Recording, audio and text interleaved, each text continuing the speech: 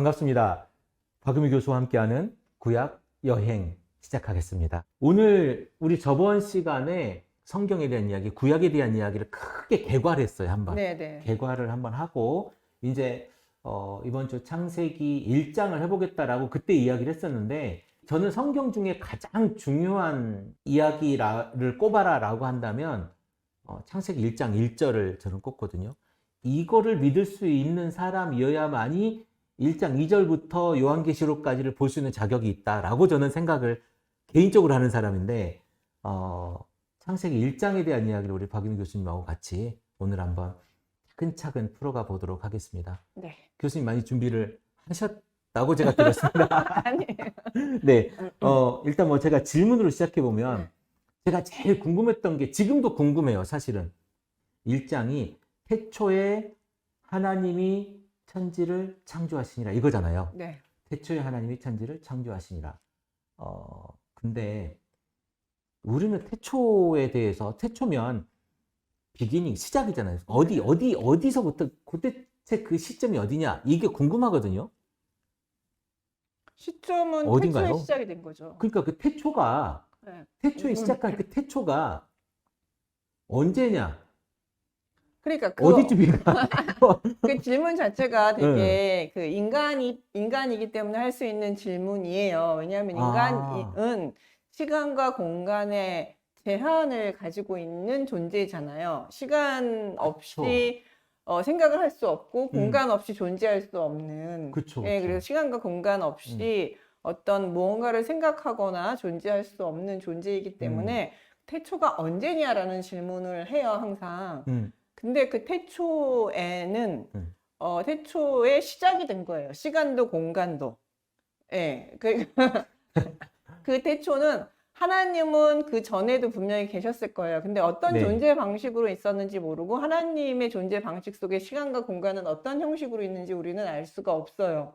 왜냐면은 그렇죠. 하나님 어떻게 계시는지 예, 모르죠. 어떤 존재 방식으로 어떤 공간에서 어떤 시간의 방식을 가지고 계신지 시간과 공간 외에 또 어떤 다른 요소가 있는지 우리는 하나님의 존재 방식은 알 수가 없어요. 다만 우리 인간이 알 수 있는 거는 하나님이 세상을 창조하시기 시작한 그 시점, 그 태초부터 이제 시간과 공간이 시작이 된 거죠. 그러니까 하나님 맘먹은 날인 거네요. 네, 예, 하나님 그렇죠. 맘먹은 시간이 맘먹고 시작한 날. 시작한 날을 태초라고 그렇죠. 여기에는 성경에는 표현이 되어져 있는 거네요. 그렇죠. 그러니까 제가 2절을 보면 또 이런 이야기가 있어요. 아니, 땅도 있고, 깊음도 있고, 수면도 있고. 그러니까 제가 생각했던, 제가 어릴 때 들었던 무에서 유를 창조하신 하나님과는 이렇게 조금만 들여다보면 다른 이야기거든요. 그러니까 이게 히브리어로 보면요. 그러니까 저 1장 1절과 2절 사이를 어떻게 해석하느냐. 이게 해석에서도 아직도 난제예요.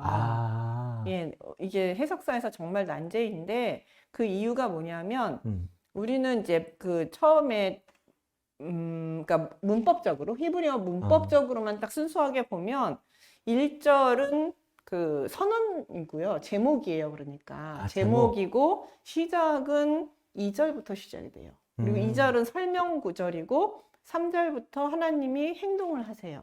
그러니까 1절 제목, 2절은 그 창조 그 태초, 창조 이전, 그러니까 빛이 창조되기 이전의 상태. 3절부터 하나님의 액션. 이제 이렇게 히브리어 구문은 그렇게 되어 있거든요. 근데 그렇게 해석을 하면 제일 좋겠지만 이제 그렇게 되면 교리적으로 우리는 전통적으로 무에서 유의 창조라는 그렇죠. 교리를 가지고 있어요. 그렇기 때문에 그 교리적인 관점에서 봤을 때 이 문법적인 히브리어 문법적인 해석과 이제 좀 문제가 생기죠. 그래서 이제 요것을 두 개를 결합해서 만든 해석은 이제 보통 일반적으로는 1장 1절부터 그냥 이렇게 어떤 물질을 만들었다. 예, 물질을 만들고 그 물질 상태가 그 이렇게 이런 상태다. 혼돈하고 아직 여기서 혼돈하고 공허하다는 거는 혼돈이라는 것은 막 섞여 있는 거예요. 막 믹스드 되어 있는 거. 예. 그러니까 어느 것도 분리가 되어 있지 않은 거. 그다음에 공허라는 것은 존재가 없는 거예요. 비어 있는 비어 있는 거죠. 비어 있는 것. 그다음에 어둡고, 어두워요. 그리고 그 기품도 있고, 그러니까 물이 막 뭔가 섞여서 시커먼 물이 뭔가 이렇게 막 지구 위를 이렇게 뭐라 그럴까 이렇게 막 돌고 있는 것 같은 그거를 지금 왜 하나님의 영이 이렇게 지금 이렇게 알을 돌리듯이 시커먼 그 진흙탕 물 같은 거를 이렇게 돌리고 있는 모습이거든요. 그러니까, 그래서 이제 그러고 상태로 하나님이 이제 원지를 만들고 3절부터 이제 그거를 하나하나 갈라내시면서 창조를 시작하셨다. 이게 이제 전통과 문법을 조화해서 하는 해석인 거죠. 해석인 거예요. 해석인 그러니까 어느 것이 정확하냐라고 말하기가 참 본문과 교리 사이에서 우리가 해석을 만들어내기가 쉽지는 않은 것 그러면 같습니다. 그 히브리의 문법 체계에서는 그러니까 이렇게 큰 전제를 달고 그러니까 제목을 달고 태초에 창조하시니라 제목을 달고 그 다음에 전제를 하고 그 다음에 디테일을 이렇게 하나하나씩 설명을 하는 내용으로 되어져 있어서 전혀 문제가 없는데 한글 성경으로 보다 보니 이 순서로 우리는 보게 되잖아요. 1절 첫째 순서, 2절 순서, 3절 순서 이렇게 순서로 보게 되는데 왜냐면 3절 순서부터는 또 이게 날짜별로 순서로 돼 있잖아요. 그러니까 1절, 2절도 순서라고 보면 안 되는데 보고 있다. 네, 그렇게 보는 거죠. 우리는 지금 그 무에서 유의 창조라는 것 때문에 그 교리 때문에 되게 어려운. 그럼 교리는 우리가 한참 후에 인간이 만들어진다면 교리가 생겼는데 이 교리가 있기 전에다가 적용시킨 거잖아요. 근데 그것도 전통이라 교회 전통이기 때문에 우리가 또 교회의 오랜 전통이라든지 이런 것들을 완전히 무시할 수는 없거든요. 그리고 우리가 이것이 해석하는데 어떻게 합니까라고 할 때 너무 자유롭게 해석이 되잖아요. 그렇죠? 그러니까 틀을 만들어주는 그러니까 거네. 해석할 수 있는 틀은 만들어져야 되기 때문에 교리가 그 무에서 유의 창조에 대한 교리 자체가 무익하다라든지 다 그러니까 본문이 증거하지 않으니 다 버려야 된다 이렇게 말하기는 또 좀 어렵다고 생각을 해서 저는 이렇게 혼합해서 하는 설명 있잖아요. 그 설명이 지금 상황에서는 가장 적절하지 않나라는 생각을 해요. 그렇지만 그 창조하다라는 단어가 빠라라는 단어잖아요.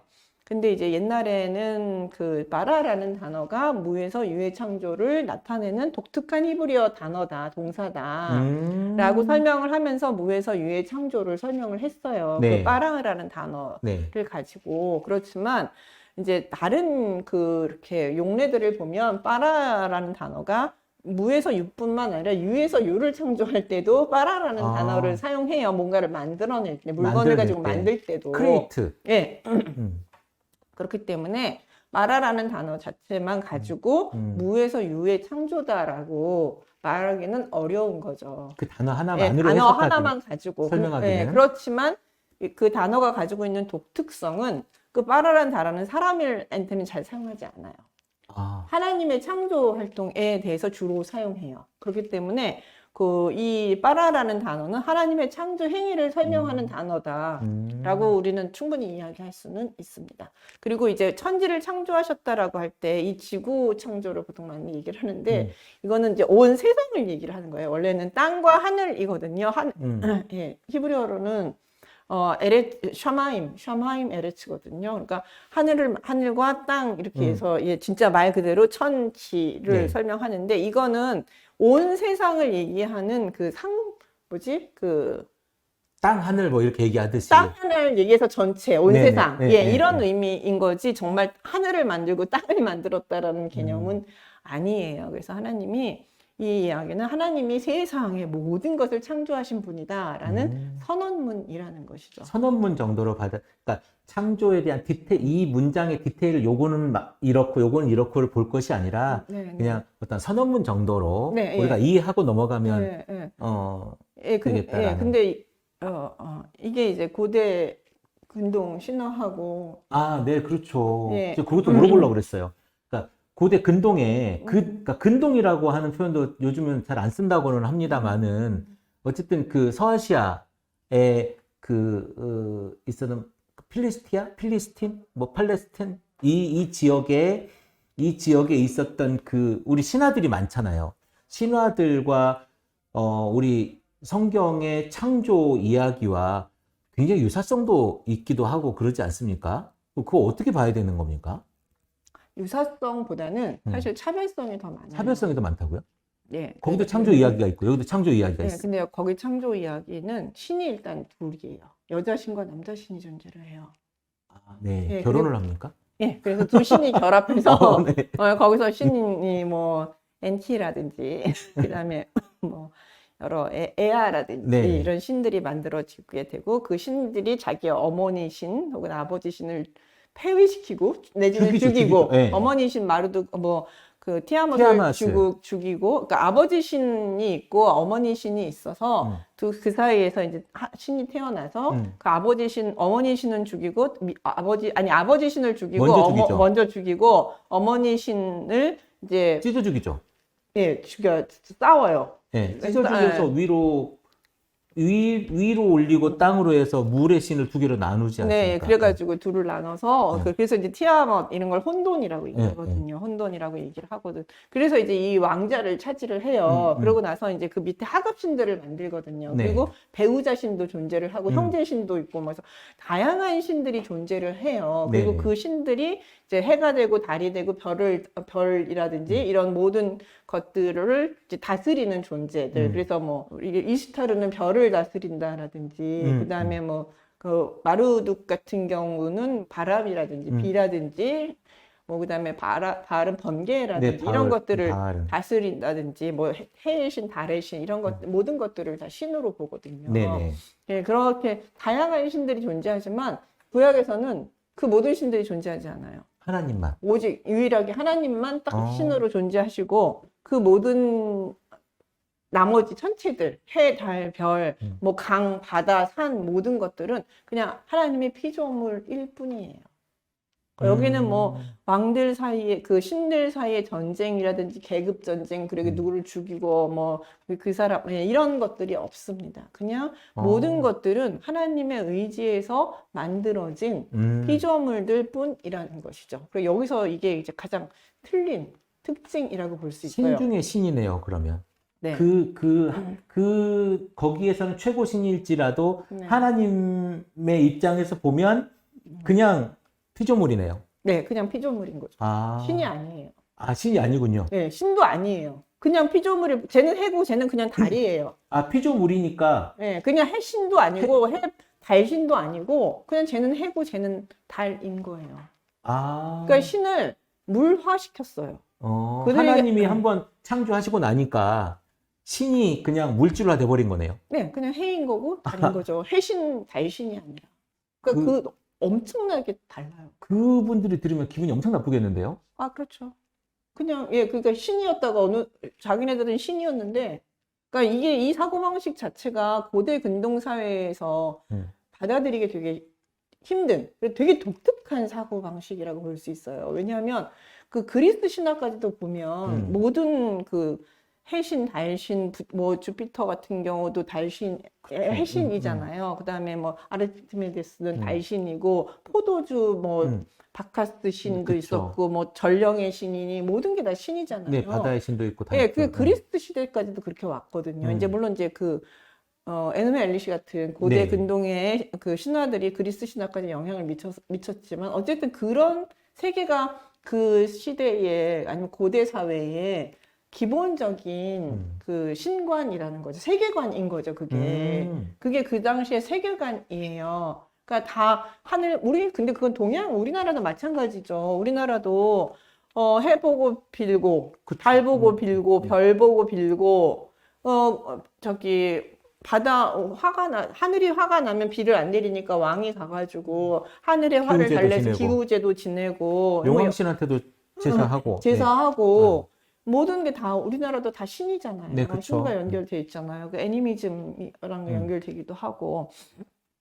근데 예, 그게 일반적인 고대 사회의 예, 전통적인 신관이고 세계관인데 예, 성경은 그 모든 것이 신이 아니다. 라고 선언을 하고 오직 신은 나 하나이고 그건 모든 것은 하나님이 창조하신 피조물일 뿐이다라고 얘기를 하는 거죠. 완전히 획기적인 거예요. 비슷한 게 아니네요. 그러니까 내용이 비슷해 보이긴 하지만 네. 비슷한 수준이 아니네요. 네, 완전히 달라요. 하나님이 천지를 창조하셨다고 하는 그 순간 모든 것이 신이 아니게 돼버린 거네요. 그렇죠. 아, 근데 이스라엘 백성, 이스라엘 히브리 민족이라고 하잖아요. 네. 이 민족이 나중에 생긴 민족 아닙니까? 그렇죠. 그때 고대 근동에 있었던 그 많은 사람들보다도 그 나중에 생긴 민족의 신이 나만 신이에요. 우리가 믿는 하나님만이 하나님인 신이에요.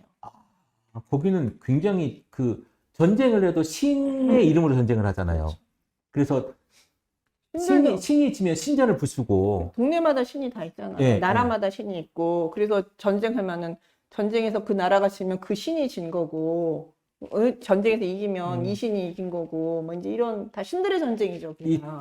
듣보잡 히브리 민족의 신이 어느 순간 봤더니 야 내가 창조를 했는데 너희들은 다 물질이야 이렇게. 물질 신은 없어. 나밖에 없어. 그러니까 그게 제일 강력하게 나타나는 게 예레미야 같은 데 보시면 너네들이 산에 가서 나무 하나 해와가지고 반 딱 잘라가지고 반은 신상을 만들어서 신이라고 섬기고 나머지 반은 불 때서 밥 해먹지 않느냐. 그러니까 너네들이 신이라고 말하는 그 신은 진짜 신이 아니고 그냥 나무일 뿐이고 걔는 그냥 아무것도 아니라 밥 해먹는 그냥 나무일 뿐이다. 나만이 신이다라는 것을 선언한 게 바로 창세기 1장 어마어마한 선언이네요. 예, 어마어마한 그때 당시 선언이에요. 상황을 예, 보면. 그래서 저는 이래서 이걸 신적 기원이라고 말할 수밖에 없는 부분이 있는 게 이게 그 당시 인간 머리에 나올 수 있는 거냐는 거죠. 그 당시 그 세계관에 젖어 있었던 특히 이제 이게 모세가 썼다고 보면 모세는 애굽에 있었잖아요. 네. 애굽에는 진짜 신이 뭐 몇천 명이잖아요. 그쵸. 몇 천이잖아요. 어마어마하죠. 그 어마어마한 신들이 어마어마하잖아요. 그런 세계관에서 살던 사람들이 이런 상상을 할 수 있겠느냐는 거죠.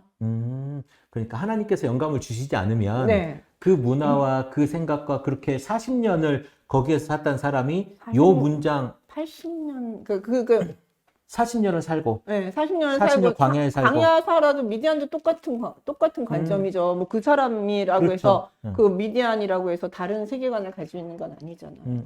그러니까 그런 세계관 속에서 살던 그 사람의 수준에서 나올 수 있는 문장이나 단어는 아닌 거다. 인간의 창작 이건 세계관이 바뀌는 거거든요. 그쵸.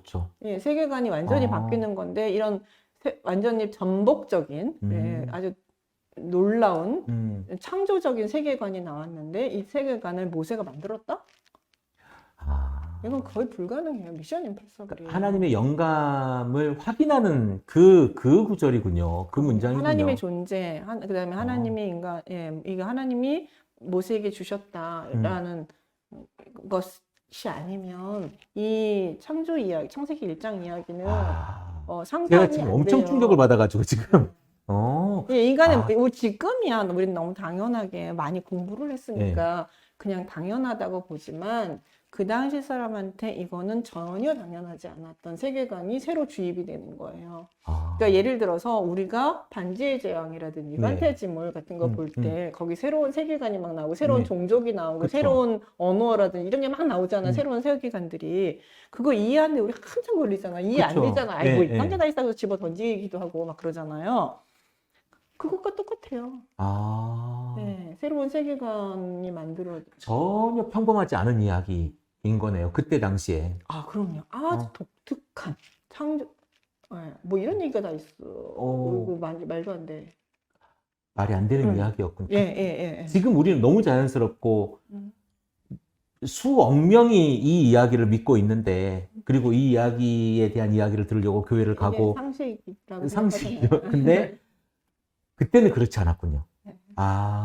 그러면 하나님이 6일을 창조를 하시잖아요. 6일을 창조하시고 그다음에 이제 쉬시잖아요. 그 장면이 쭉 나와 있는데 오늘 1장만 할 거니까 그러면 창조 순서가 첫째 날 빛을 만드시고 뭐 궁창을 나뉘게 하시고 뭐 이렇게 쭉 그다음에 뭐 들을 만드시고 새를 만드시고 바닷걸 만드시고 뭐 이렇게 하시잖아요. 네네. 이건 어떻게 봐야 됩니까? 그냥 뭐 순서에 대한 이야기 하기보다는 예, 그냥 틀로 보시면 돼요. 예. 그래서 아까 땅이 혼돈, 공허였잖아요. 네네. 그래서 첫째 날, 둘째 날, 셋째 날은 저 혼돈을 제거하는 거예요. 음. 혼돈을 코스모스화, 질서화. 혼돈의 질서화. 그러니까 암흑이 있어서 빛으로 해서 빛이 있으라 해서 빛과 어둠을 나누셨죠. 빛과 어둠을 나누죠. 네, 이것도 예. 혼돈이었었거든요. 흑암이 막 이게 지금 빛인지 어둠인지 섞여 있는 그쵸. 네, 그 상황을 빛이 있으라 해서 빛이 딱 존재하면서 빛과 어둠이 싹 나눠지는 예, 어두운 세계와 빛의 세계가 나눠지는 아, 그런 것이고 정리를 하신 거군요, 하나님이. 예. 그러니까 나누고 그다음에 이제 두 번째가 이제 그래서 첫째 날이잖아요. 네. 보기에 좋았고 두 번째가 물이 이제 아까 그 뭐죠? 수면 위에 운행하는 혼돈되어 있는 그런 것들에서 다시 윗궁창과 아랫궁창으로 나누죠. 네, 궁창이 뭡니까? 근데 궁창이 물이 모여 있는 거라고 보시면 됩니다. 물이 모여 있는 거 너무 말을 어렵게 써서 궁창. 예. 아, 우리 안 쓰는 말이. 예, 그냥 많은 물이 모여 있는 거. 예, 그런 걸 윗궁창과 아랫궁창으로 나눴고요. 그다음에 이제 여기서 근데 재밌는 거는 네. 둘째 날이잖아요. 네. 이게 여기 때는 그래서 윗궁창을 하늘이라고 부르시고 네. 거기서 끝나잖아요. 좋다, 보기에 좋단 말이 없어요. 그다음에 아. 왜냐면 여기는 창조가 완성이 안 됐어요. 그냥 윗궁창과 아랫궁창으로 나눴는데 3일째 돼서 그 아랫궁창을 이제 묻과 땅과 바다로 나누죠. 예, 그게 보기 좋았다 그러셔요. 아. 그래서 여기에 보기 좋았다고 하고 그 땅에다가 채소를 쫙 깔아 놓으시면서 보기에 좋았다 이렇게 얘기를 하세요. 3일째가 두 번이 나오는데 왜냐하면은 윗궁창과 아랫궁창으로 나눈 건 아직 창조가 완성이 된 거가 아니잖아요. 완전히 분리가 된 건 아니잖아요. 그러니까 아랫궁창이 묻과 바다로 완전히 네네. 분리가 되는 그 순간이 그거 완성이 됐잖아요. 창조의 완성. 그럼 보기 좋아한 거죠. 아. 네, 그리고 그거에 이제 풀과 모든 여기서 보면 땅은 씨가 풀과 씨 맺는 채소, 각기 씨 맺는 열매, 나무를 네. 쭉 내잖아요. 그렇게 하면서 이제 쫙 어떤 공간에 채워짐, 공간에 이제 분류. 땅에는 나무들이 있고, 이제 하늘이 있고, 그다음에 바다가 있고, 네, 그래서 공간이 3분화가 딱 되죠. 네, 공간이 위하고 이렇게 나눠지고 땅에서 두 개가 나눠지고. 그러니까 공간이 하늘과 땅과 바다 이렇게 딱 3분화가 되는 거죠. 네, 이렇게 해서 이제 공간이 분류가 딱 되는 거니까 이게 이제 혼돈을 정리하신 것이고 그다음에 나머지 4일째부터는 윗궁창을 채우시기 위해서 해달별을 만드셨고 보기에 좋았더라. 그다음에 5일째 되는 날은 어디를 채우냐면은 그 궁창을 채우시잖아요. 그래서 바다에 물고기. 를 채우시고 그래 보기에 좋았더라 하셨고 그다음에 마지막 6번째 날에는 이제 땅을 채우시죠. 맨 마지막 땅을 짐승들과 그다음에 마지막에 인간을 창조하시죠. 그래서 보기에 좋았더라 이렇게 말씀을 하시는 것이죠. 이렇게 보니까 정리가 되네요. 네. 보통 사실 저 주일학교 때 이거 못 외웠거든요. 첫째 날 뭐 만들었고 둘째 이거 시험 보거든요. 주일학교 때 여름 성경학 때 이거 시험 봤는데 좀 틀렸어요. 근데 지금도 사실 막 헷갈렸었거든요. 근데 이렇게 나누고 채우고 이렇게 하니까 되게 쉽네요. 다 나누고 이제 빈 공간 딱딱 공간이 만들어졌잖아요. 나눠서 공간을 딱딱 만들 하늘과 그다음에 바다와 땅이라는 공간을 딱 만들고 그다음에 이제 4일째부터는 하나씩 채워나가시면 하나를 채우시고 그리고 마지막에 이것들 이제 다스리게 하는 사람을 만드시고 사람을 만드시고 이 만든 순서 중에서 식물이 먼저 나오고 그다음에 동물 창조가 있어요. 그쵸. 땅에는 식물을 먼저 만드신 다음에 동물이 나오는 건 먼저 먹거리를 준비하시고 나서 그다음에 이제 인간이 동물 창조는 그 먹거리를 기반으로 해서 살아갈 수 있게끔.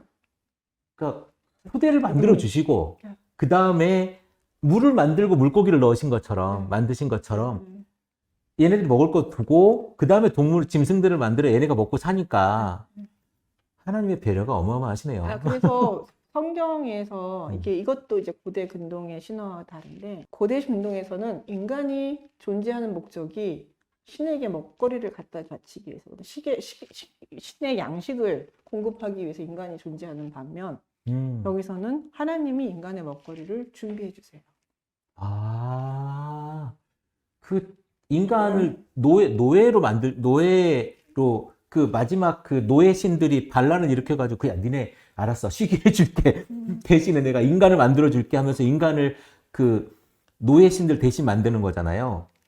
근데 여기는 인간이 먹고 살 수 있도록 다 준비해 놓으시고 인간을 만드신 거다. 네, 인간과 모든 동식물이 다 먹을 수 있게끔 먼저 양식을 싹 제공을 하시고 나서 그 다음에 동물과 생물을 만드신 거죠. 너무 그러니까 평화롭네요. 먹을 걸 제공해 주시는 분이 바로 하나님이신 거죠. 그러니까 우리를 이용해 먹으려고가 아니고 네. 우리를 위해서 네. 우리를 평화롭게 편안하게 살게 하기 위해서 네. 하나님 다 준비해 놓으시고 인간을 만드시고 이게 그러니까 아까 말했던 것처럼 차원이 다른 이야기네요. 완전히 달라요. 우리는 고대 근동의 이야기를 보고 듣고 야 이거 똑같이 생겼지 똑같다 뭐 이렇게만 이야기를 하는데 네. 그게 아니라 네. 그 이야기에 그런 내용이 있을 수는 있지만 차원이 다른 이야기군요. 네.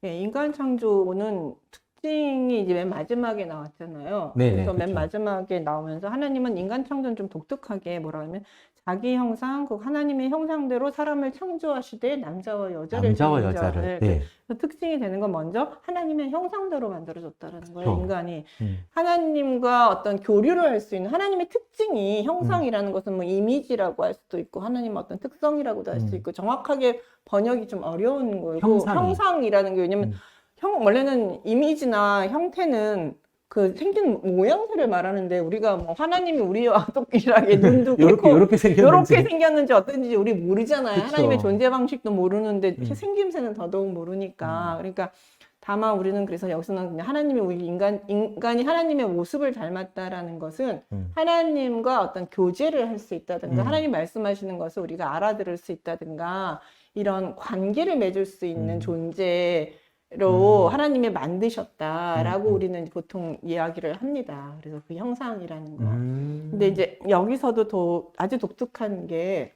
모든 사람을 하나님의 형상대로 창조했다는 거예요. 네. 이거는 고대 사회에서는 하나님의 형상은 왕만이 가지고 있어요. 왕이 신이었죠. 네, 왕만이 하나님의 아들이자 하나님의 형상을 가진 존재이고 나머지는 하나님의 형상이 없는 그냥 등급이 달라요. 그러니까 왕과 그다음에 일반 백성들은 등급이 다른 존재인 거죠. 왕만이 왕은 신의 형상, 신의 이미지를 가지고 있는. 그러니까 이거 고대 근동에서 하나님의 형상은 왕만이 가지고 있는데 성경에서는 창세기 1장에서는 모든 인간이 하나님의 형상을 가지고 있다고 얘기를 해요.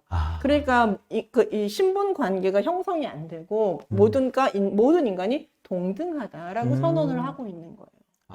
그러니까 인간관도 완전히 달라요. 어마어마한 이 그레이드 자체가 다른 거네요. 네, 그러니까 왜냐하면 고대 근동 사회도 알다시피 왕이 있고 귀족이 있고 평민이 있고 노예가 있는 그쵸. 사회였잖아요. 그러니까 이게 모든 인간이 다 같을 수가 없거든. 특히 노예는 거의 동물과 별로 그쵸. 차이가 없게끔 그렇게 취급받고 있는데 이 성경 창세기 1장은 그런 게 사람은 다 똑같다는 거죠. 하나님의 형상으로 만들어졌으니까. 예. 모든 사람이 하나님의 형상을 가진 왕 같은 존재라는 거예요. 왕 같은 존재라는 것이에요.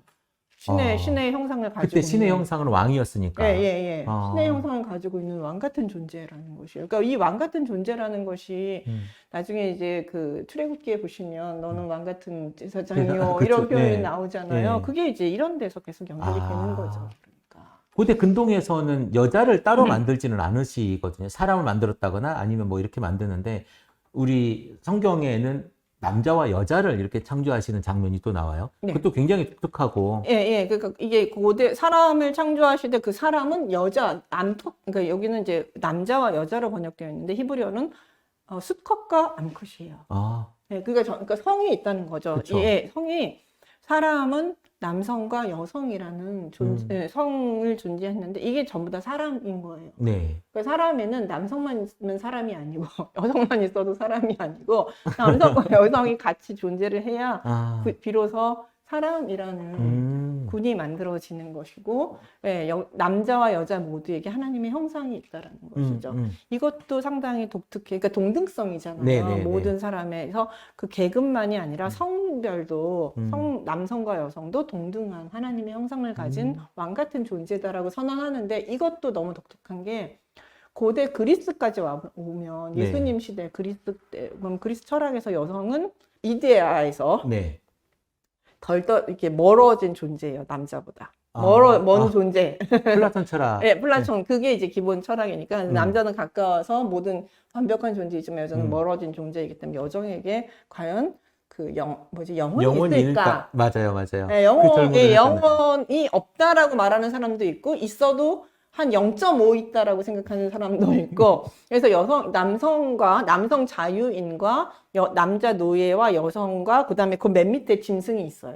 그러니까 예, 이렇게 등급을 나눠서 예, 남성 노예와 여성이 이제 같은 등급으로서 예, 영혼이 있긴 하지만 열등한 영혼을 가진 존재로 해석을 했어요. 이게 이제 고대 근방의 기본적인 여성에 대한 인식이죠. 예, 인식이죠. 근데 성경은 여성과 남성 모두가 하나님의 형상을 가지고 있는 동등한 존재다라고 선언을 하고 있다는 것이죠. 그러니까 이런 것이 과연 고대 근동의 가부장적이고 남성 중심적인 그리고 이제 그 사고 방식 속에서 나올 수 있는 선언인가라는 것이죠. 이게 저는 이 부분을 볼 때마다 저는 이 성경의 신적 기원을 주장하지 않을 수가 없어요. 왜냐면 그 당시 BC 1400년대 모세의 머릿속에 이런 게 나올 수 있을까요? 그렇죠. 예, 그 문화 속에서 살던 사람이. 그 사람은 이런 문화를 경험하지 못했던 사람이잖아요. 지금도 남녀 차별하고 있는데. 지금도 동등하다 그러면 펄쩍펄쩍 뛰는 사람도 있는 시대인데, BC 1400년대에 이런 사고방식을 가질 수 있다라는 것은 사람이, 그 시대를 살던 사람이 가능하겠냐는 거죠. 불가능하죠. 혁명적인 선언들이 지금 창세기 1장에 가득하네요. 네. 그러니까 그 이스라엘 히브리 백성, 우리는 사실 이렇게 좁은 눈으로 되게 보니까 이스라엘 민족, 히브리 백성 뭐 이렇게만 보는데, 이게 아니라 그 당시 사람들도 이렇게 큰 틀 안에서 세계 안에 살고 있었던 거잖아요. 교류하면서. 그 안에서 지금 요 이야기를 하는 거잖아요. 네. 하나님이 천지를 창조했고, 그리고 남자와 여자를 사람을 만들었는데 동등하게 하나님 형상대로 만들었다고. 그게 심지어 왕이 아니라 모든 사람을. 야, 어마어마한 이야기네요. 네, 혁명적인 왕이 되기 싫어요. 그러니까요. 왕들이면 이거 반역이야 뭐 이럴 수 그러니까요. 다 잡아 죽여라 이렇게. 저런 신앙이 어딨냐. 네. 근데 제가 곰곰이 또 생각을 해봤는데, 그 지금 편지를 창조하시고 우리에게 하나님 땅과 이 모든 환경을 주신 거잖아요, 말하자면. 근데 우리는 환경을 이렇게 다룰까요? 네, 그게 이제 다음 절에 나오는 그래요? 28절에서 하나님께서 생육하고 번성하여 땅에 충만하라. 충만하라는. 그다음에 땅을 정복하라. 그다음에 바다의 물고기, 하늘에서 땅에 움직이는 모든 생물을 다스리라. 이런 표현이 나오거든요. 근데 여기서 이제 그 땅에 충만하다, 번성하라는 것은 뭐 지금 둘밖에 없으니까 번성하라는 말은 당연한 얘기겠죠. 네. 그다음에 예, 충만하라는 건 맞겠고, 땅을, 근데 문제는 여기서 정복하라는 표현을. 네, 맞아요. 해도 좋고 내가 죽여도 좋고, 그러니까 그 나쁜 왕 있잖아요. 내가 나의 욕심과 나의 욕망을 위해서 그 모든 것들을 다 이용해서 나만 잘 살면 된다고 생각하는 그런 개념으로 우리가 생각을 했다라는 것이죠. 그러니까 모든 존재는 등급이 있어서 인간의 번성이라든지 인간의 어떤 이익을 위해서는 그 땅의 모든 것들을 다, 그러니까 물고기, 새, 뭐 이런 생물들 모든 것들은 다 내가 인간이 이용하고 착취하고 파괴해도 괜찮다라고 생각한 것이죠. 그러니까 근데 여기서 이제 정복하라, 다스리다, 특히 이제 이 다스리다라는 개념은 왕의 개념이거든요. 근데 여기서 이제 형상하고 또 연결시켜서 한 건 이건 이게 만든 사람이 누구예요? 이 세상을 하나님이죠. 하나님이죠. 그다음에 인간은 이거를, 그래서 다스리라고 하는 거는 관리자라는 의미예요. 청지기. 네, 관리자. 진짜 왕은 하나님이시고 음. 우리 인간은 이거를 하나님한테 이 권리를 위임받아서 네. 책임을 위임받은 관리자라는 개념인데 그 관리자라는 개념을 생각하지 못하고 우리가 그 주인이냐. 예, 주인이고 우리가 이들을 마음껏 아무렇게나 해도 되는 우리는 너무나도 우월한 존재이고 우리를 얘네들은 모두 다 우리를 위해서 존재하는 것이고 예, 라고 생각을 한 것이었죠. 이게 이제 오랫동안 그렇게 생각을 했어요. 아, 이걸 자연, 땅을 예. 다스리라라고 나는, 했던 예. 요 이야기가 왕처럼 굴림해서 착취하고 너희 나쁜 왕. 그것도 이제 좋은 왕이 아니라 백성들을 위한 왕이 아니라 그치. 하나님과 같은 좋은 왕이 아니라 그 당시에 나쁜 왕들. 아, 그런 게 아니고 하나님께서 우리에게 음. 관리를 하라고 맡겨주시는 세상으로 받아들여야 되는 거군요. 네. 그러니까, 그러니까 이제 환경 문제와 연결됐을 때 그 문제가 가장 그 기독교가 비판받는 부분 중에 하나예요. 이 정복하라, 다스리라, 이게 이제 이 세상을 마음껏 착취해도 되고, 파괴해도 되고, 다른 종족들은 종들은 다 이렇게, 멸종하게 할 정도로 우리가 이용해 먹어도 괜찮다라고 그런 자격을 획득한 거다. 그 라이센스를 우리가 받은 것처럼 행동하게 만든 구절이 바로 이거다. 이 성경 구절의 잘못된 해석으로 기독교 서구사회는 기독교를 기반으로 하는 서구사회가 이 자연을 이렇게 많이 파괴했다. 그래서 기독교가 죄가 많다라고 비판을 많은 학자들이 했어요. 제가 초등학교 6학년 때 학교에서 공부를 하잖아요. 그때 미국에 대한 미국의 개인주의 이런 이야기들을 하면서 그때 초등학교 6학년 때면 86년도거든요. 네. 86년도 선생님이 우리에게 했던 이야기가 있어요. 그게 뭐냐면 미국은 잘 산다. 왜냐하면 하나님을 믿기 때문에. 근데 왜 하나님 믿기 때문에 잘 사냐? 거기는 하나님이 세상을 다스리라라고 인간에게 했던 이런 그 개척자 정신을 가지고 미국을 개척했기 때문에 지금 얼마나 끔찍한 얘기인지 지금은 알지만 그때는 그래서 미국은 너무 잘 사는 선진국이 됐고 우리는 그때 개발도상국 뭐 이런 거였잖아요. 그래서 우리는 아직 가난한 개발도상국이다. 그러니 미국을 따라가려면 우리가 하나님을 열심히 믿어야 된다. 이런 얘기를 했던 게 기억이 납니다. 그러니까 우리가 착각인 거죠. 그렇죠? 그러니까 그러니까 이게 그 전까지는 이런 생각들을 못했어요. 왜냐하면은 인간이 이제 요 부분에 대해서 오히려 다스리라고 하는데 인간이 다스리질 못했어요. 왜냐하면은 인간이 땅을 정복할 수 있는 능력이 없었어요. 그 전까지 산업혁명 전까지는 그러니까 석탄을 동력으로 사용하기 전까지는 인간은 땅이 더 무서웠어요. 예, 그래서 인간이 개척하지 못한 땅들이 많았고 바다의 물고기 나가면은 먹을 수 있는 것도 있지만 바다에 상어도 있고 얼마나 무서운 게 많아요. 그다음에 그렇죠. 숲에 들어가면 내가 먹을 수 있는 것도 있지만 호랑이도 있고 사자도 있고 곰도 있고 그렇죠. 멧돼지도 있고 인간한테 위협이 되는 게 얼마나 많아요. 네네, 여우나 늑대조차도 그렇죠. 인간이 두려운 존재인 네. 거죠. 그러니까 고대 사회나 중세까지만 해도 인간이 그렇게 세상을 뭐 다스리고 정복하고 뭐 이렇게 할 수 있는 힘이 없었어요. 깜냥이 안 됐네요. 예, 안 됐어요. 능력이 없었기 때문에 그러니까 되게 두려운 존재였죠. 자연이라는 것이. 그러니까 이제 어떻게 보면 공존 아니면 자연에 순종하면서 우리에게 주어진 분복 안에서 살았는데 산업혁명이 되고 석탄이나 이런 것들을 이제 동력으로 사용하게 되고 기술이 발전하게 되면서 인간이 드디어 기계적 힘을 가지면서 기계적 힘을 갖게 되면서 이제 우리는 그동안은 눌렸던 자연을 개척하고 정복해서 우리의 힘에 굴복시켜서 우리가 이걸 다 이용하자 이제 이런 식의 마인드가 오면서 이걸 그렇게 번역을 하게 된 거죠. 이걸 그렇게 해석하게 된 거군요. 그렇게 해석하게 된 거죠. 이건 우리가 이 힘으로 해서 지금껏 못했던 이 자연을 우리가 정복하고 까부시고. 그러니까 그러니까 자연 개발이라든지 개발에 대한 어떤 이데올로기 밑바탕에 어떤 이념을 이걸로 이념을 제공받게 된 거죠. 교회가 이념을 제공해줬고. 그러니까 이렇게 글자 뭐라고 얘기하죠? 이 문자주의 해석이라고 하나요? 그런 것이 아주 전형일 수 있겠네요. 네, 그러니까 그 시대에 맞춰서 자신들에게 유리한 쪽으로 성경을 전체적인 큰 맥락 속에서 해석한 것이 아니라 예, 자신에게 유리하게 그냥 이게 끌어와서 문체적으로 해석을 한 거죠. 그게 나쁜 거 아닙니까? 그것도 잘못된 거죠. 그러니까 통전 성경은 전체적으로 봐야 되는데 근데 그 당시에는 그거를 볼 눈이 없었던 거죠.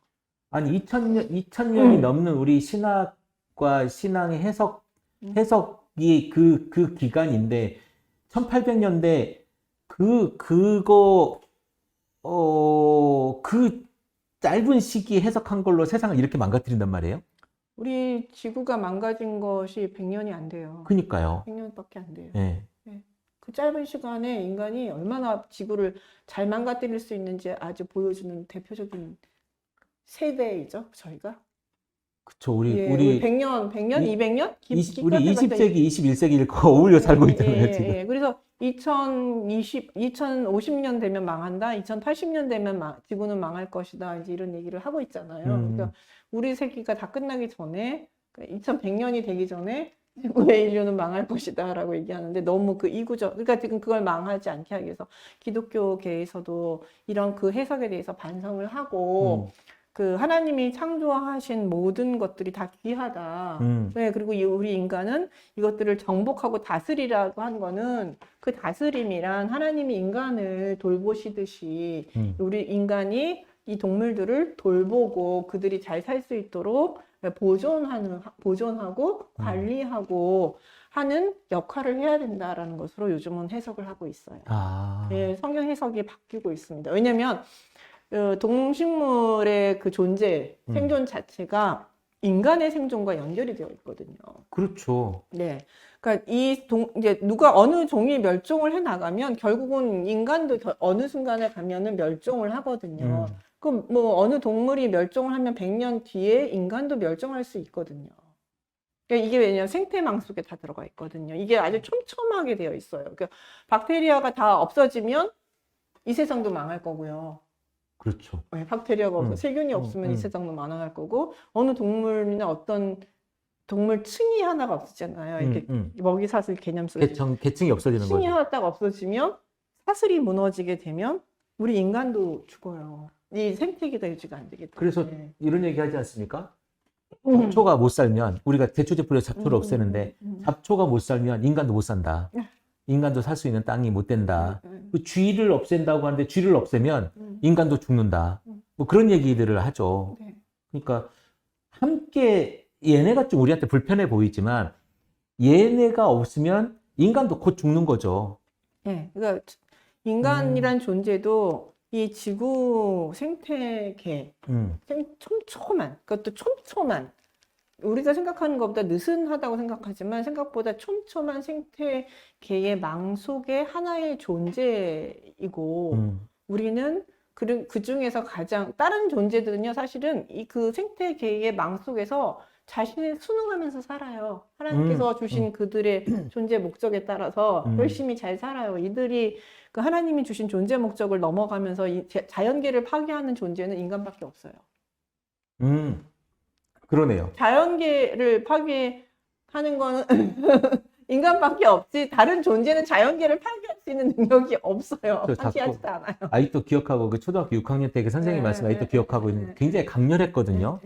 잘 살려면 미국처럼 해야 되는구나. 하나님 잘 따라야 되는 거 그랬는데 하나님 말씀은 전혀 다른 얘기를 하고 계시는 거여서 제가 지금 솔직히 굉장히 그 수십 년 전의 이야기지만 속은 느낌이 지금 들어서 굉장히 그 실수를 지금 그때는 그랬어요. 그때는 그 발전이라는 거, 성장이라는 것이 어떻게 보면 하나님께서 인간에게 주신 어떤 사명이다라고 생각하는 사람들이 많았었거든요. 인간이 잘 먹고 잘 사는 것이, 그러니까 또 하나님 주신 복이다.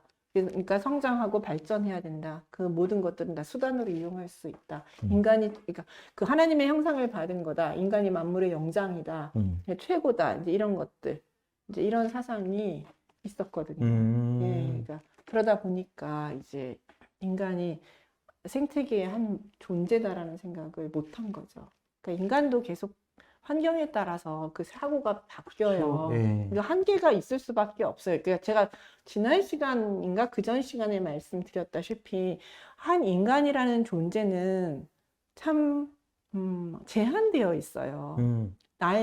내가 사는 시대와 내가 살고 있는, 내가 배운 것과 내가 살고 있는 형편을 뛰어넘어서 생각하고 사고하기가 참 쉽지 않은 존재라는 것이에요. 그래서 환경의 지배를 받죠. 지배를 너무 많이 받는 음. 거고, 나의 인간의 욕망을 위해서 어떤 것들을 해내기가 너무 쉬운 존재인 거죠. 그러니까 계속 성경을 계속 그 하나님과의 관계 속에서 성경을 솔직한 마음으로 뭐라 그럴까요? 좀 순진하게 보지 않고 순진하게 보고, 나의 이익을 내려놓고 보고, 하나님은 어떤 마음을 어떻게 생각하시면서 이 많은 세계와 다른 사람과 다른 우리 공동체 유익을 위해서 우리가 성경을 해석할까? 나만이 아니라 이런 마음, 겸손한 마음이 없이는 성경은 언제든지 나의 유익을 위해서 아전인수격으로 해석할 수 있는 여지가 너무너무 많습니다.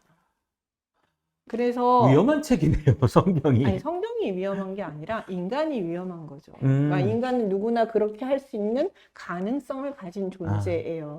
그게 이제 그 인간이 타락한 영향인 거죠. 그러니까 인간은 그렇기 때문에 하나님 안에서 항상 겸손하지 않으면 그런 오류를 범할 수밖에 없는 존재라는 걸 인정하면서 다른 사람의 말도 듣고 다른 시대의 경험도 우리가 보면서 우린 저렇게 하면 안 되는구나 라고 하고 다른 사람의 말들 들으면서 그리고 교회에 다니지 않는 사람의 말도 들으면서 우리가 우리 목사님 그런 말 듣지 말라고 그랬는데 예전에 교회 안 다니는 사람 얘기 듣지 말고 교회 목사님 말만 들으라고. 근데 목사님 말도 목사님이 생각하는 그것만 있는 거잖아요. 그러니까 한 사람의 의견만 듣다가 그러니까요. 교주화가 되고 이게 네. 잘못된 선택을 하게 되는 거죠. 교회에 던지는 아주 강력한 선언이기도 하지만 그 세상에 던지는 강력한 그 선언이고 메시지이기도 하지만 지금 우리 교회에 던지는 아주 중요한 메시지이기도 하네요. 지금 창세기 1장이라고 1장에서 하는 이야기들이. 그러니까 하나님께서 우리에게 뭐라고 말씀하셨냐면 30절에 땅의 모든 짐승과 하늘의 모든 새, 생명 있는 땅에 기는 모든 것에게 내가 모든 풀을 먹을 것으로 주노라. 그러니까 이 땅에 있는 모든 것들이 우리 인간만을 위한 먹거리가 아니라 모든 이 땅에 존재하는 모든 생명체를 위한 먹거리라는 것이죠. 그들에게도 살 수 있는 권리가 있고 이 땅에서 나는 모든 것들을 먹을 수 있는 권리가 있고 생존할 권리가 있다라고 지금 여기서 말을 하고 있는 것이에요. 제가 성경을 그렇게 많이 봤지만 심지어 창세기 1장은 모든 교회 다니는 사람들이 다 읽는 거 아닙니까? 성경을 통독하기 위해서 거치는 과정인데 저 이거를 이렇게 진지하게 읽어본 거 지금 처음입니다. 30절을. 저는 인간을 위해서 모든 것이 존재하고 그리고 마지막에 인간을 창조하고 인간에게 이걸 다스리라 하고 했기 때문에 이 동식물과 이 하늘과 모든 이 땅과 바다에 있는 차 있는 것들이 인간을 위해서 존재하는 거라고 저는 생각을 했었거든요. 근데 30절을 보니까 그게 아니네요. 나와 동물이 같은 수준이네요. 여기서 나눠졌잖아요. 씨 맺는 채소, 열매 맺는 모든 나무는 인간에게 주고 나머지 푸른 풀들은 그 다른 짐승들 아예 먹거리도 나눠줬어. 너는 이거 먹고 너는 이거 먹어. 그래서 나눠주셨어요. 그러니까 모든 게 다 인간 필요가 아니에요. 성경을 똑바로 봐야 되겠습니다. 성경을 그러니까 대충 읽으면 자꾸 이런 식의 오류가 맞는 것처럼 느껴질 때가 있거든요. 아전인수로 해석을 하기도 하지만 그러니까 성경을 정말 이렇게 우리가 어쨌든 저기 멀리 있는 신학자들의 이야기를 다 해줄 수는 없는 거지만 정말 성경을 조금 잘 볼 수 있도록 우리가 기준이라든가 이런 부분들을 포인트들을 잡아주면 좋을 것 같다는 생각이 듭니다. 오늘 창세기 1장을 보면서 이렇게 어마어마한 이 선언적인 책인지를 저도 오늘 처음 알았거든요. 박윤 교수님 다음에도 기대가 우리 다음에 2장 시작을 할 텐데 2장을 다시 또 할 텐데 거기에서부터 더 흥미진진한 이야기를 또 기대해 보겠습니다. 다음 주는 이제 저희가 그 2장 앞부분에 있는 이제 우리가 안식일부터 창조의 마지막 안식일부터 해서 인간 창조 이야기로 넘어가도록 하겠습니다. 감사합니다. 다음 주 또 기대하겠습니다. 고맙습니다, 교수님. 네.